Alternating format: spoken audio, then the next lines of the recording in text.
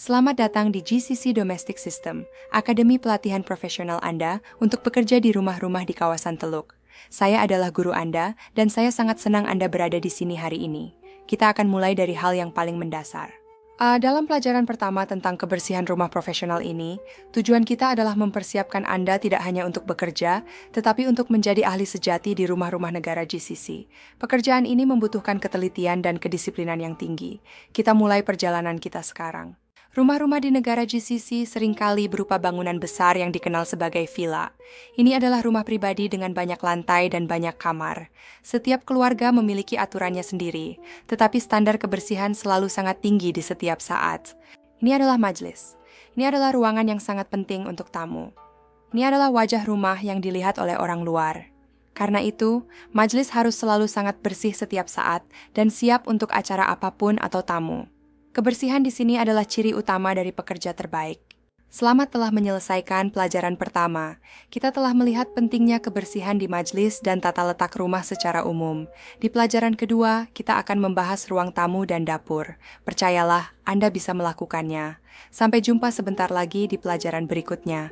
Selamat datang di pelajaran 2. Sekarang kita akan melihat ruang keluarga atau living room. Di sini keluarga berkumpul untuk bersantai, menonton TV, dan anak-anak bermain.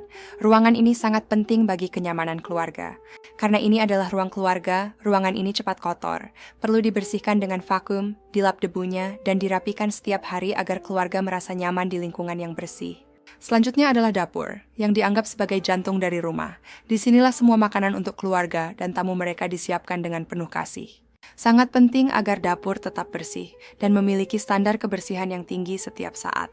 Makanan adalah bagian yang sangat penting dari budaya Teluk, dan dapur yang bersih adalah keharusan bagi setiap ahli kebersihan. Anda telah melakukan pekerjaan yang baik dalam pelajaran ini. Kita telah belajar cara merawat ruang tamu dan dapur dengan standar profesional. Di pelajaran ketiga, kita akan melihat kamar tidur dan kamar mandi. Percayalah, Anda bisa melakukannya. Sampai jumpa sebentar lagi.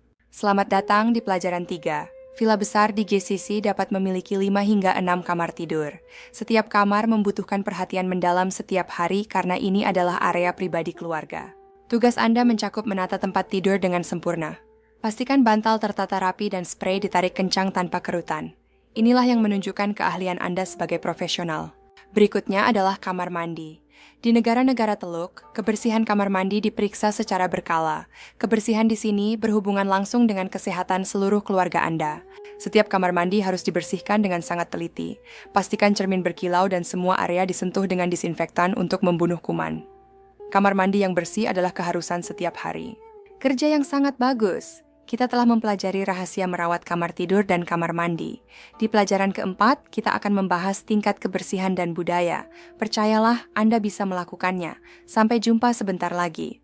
Sekarang mari kita pahami, apa artinya membersihkan seperti seorang profesional. Ada perbedaan besar antara sekadar membersihkan dan membersihkan seperti ahli yang terlatih. Seorang profesional tidak hanya melihat permukaan saja. Ingat 3 tingkat pekerjaan kita, membersihkan, clean, men-sanitize, dan men-disinfeksi. Sangat penting bagi seorang ahli untuk mengetahui perbedaan mereka dan waktu yang tepat untuk menggunakan setiap tingkat. Clean atau membersihkan berarti menghilangkan kotoran, debu, dan sampah yang terlihat oleh mata kita. Ini adalah dasar dari segalanya sebelum masuk ke tingkat kebersihan yang lebih dalam. Sanitize berarti mengurangi jumlah bakteri dan kuman pada permukaan. Kita melakukan ini terutama pada bagian yang sering disentuh seperti meja makan, gagang pintu, dan sakelar lampu. Tingkat terdalam adalah disinfect. Kita melakukan ini di kamar mandi dan dapur untuk memastikan semua kuman mati. Sebagai ahli, Anda harus memakai sarung tangan untuk keselamatan Anda dan kesehatan keluarga. Sekarang, mari kita bahas hal terpenting, hubungan kebersihan dengan agama dan budaya di negara GCC. Bagi keluarga di sini, kebersihan bukan hanya soal kerapihan, tapi merupakan kewajiban suci keagamaan. Ada ajaran dalam Islam yang menyatakan, kebersihan adalah sebagian dari iman. Ini berarti pekerjaan Anda memiliki makna spiritual yang sangat dalam. Tempat ibadah mereka harus selalu bersih dan wangi.